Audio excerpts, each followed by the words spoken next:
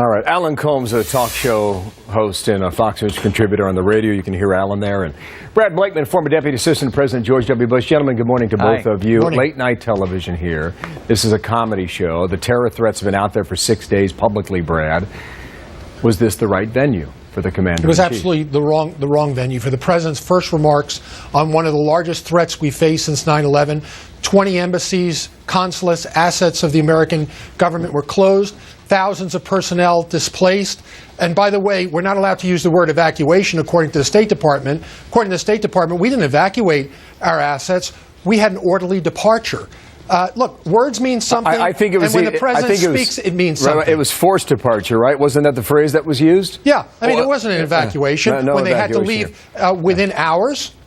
Alan, the venue. Was it right? Were you okay with it? I'm fine with it. I think Republicans have a lot more things to worry about than whether the president does the Tonight Show. But one thing, you want to reach as broad an audience as possible. It's not just a comedy show. It also has people on of all walks of life. And, to go after the president because he happens to be on a show that, in fact, where Arnold Schwarzenegger announced where he would be run for governor of California. Mitt Romney did the show. Arnold Schwarzenegger is not the president of the United States. And Mitt Romney ran for president. Richard Nixon did laugh in. Mitt Romney wasn't the president of the United States. These guys were not commanders-in-chief. He had wanted 100 Americans evacuated in one day. You've got more embassies closed than we've seen since 9/11. Don't you think people at home think, what in the world's going on out there? Please come and tell us. One thing has nothing to do with the other. You're trying to conflate a potential terror threat, which, by the way, I hear him being called a coward by people like Louis Gohmert, the congressman. Sarah Palin called him a coward. I'm saying be a leader.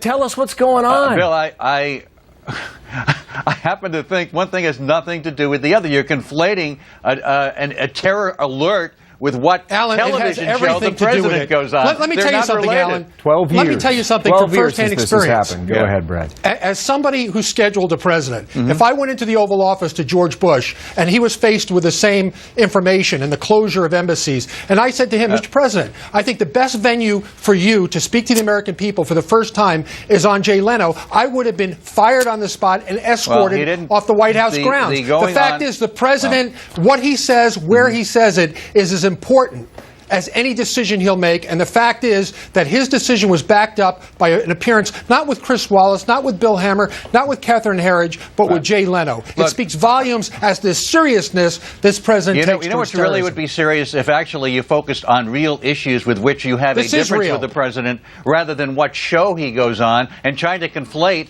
a terror alert with the fact that he happened to be scheduled on the Tonight Show. Well, there's nothing funny about terrorism. He wasn't there scheduled necessarily to talk about terror alert. Who's saying there's anything funny about terrorism? The fact is that historically, on shows like The Tonight Show, back to when Jack Parr would host it, now people on like Bobby Kennedy, the fact is that this has been a venue for people in the culture of the United States. There's nothing wrong with this. You've got more problems in the Republican Party, Brad, than what show the president goes on. So, I think the big point is not even, you don't even have to sit down with a journalist and explain it, Brad. I mean, you're the commander-in-chief. You can come to the briefing room, you can go to the Rose Garden, you can go to the Oval Office, make a statement, reassure people that you're on top of it.